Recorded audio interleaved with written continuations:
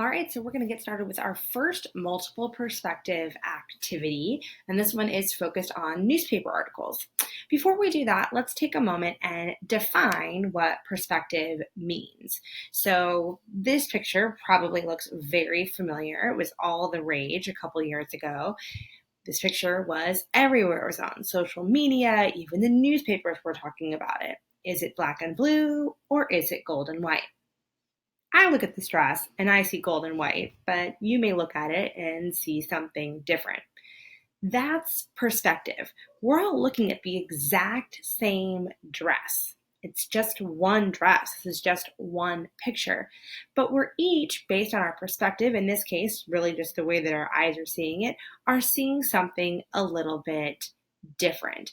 And once you decide it's black and blue or it's gold and white, it's very difficult to see something else.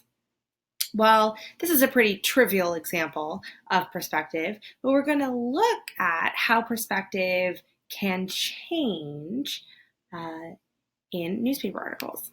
So we're going to talk about a topic that was very popular a couple years ago, but is still just as relevant today. We're going to talk about the Red for Ed movement. All right, and so we're going to look at a couple different newspaper headlines that covered the Red for Ed movement in Arizona. So we're going to start. This is from NPR, and the headline was Arizona teachers vow to maintain walkout until a budget is passed. Here we have a Fox News headline. Teachers protest demand extraordinary funding increases in Arizona and Colorado. And then here we have an Arizona Central headline.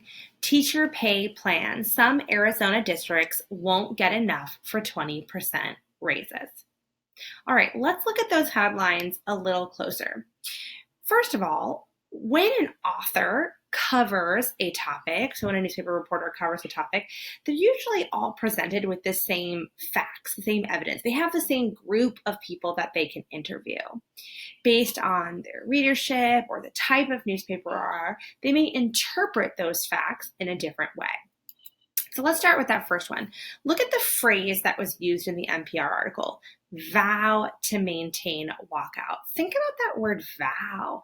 That's something you make at a wedding. It's a solemn promise. All right, so this new article is portraying teachers as a group of individuals who are committed to something.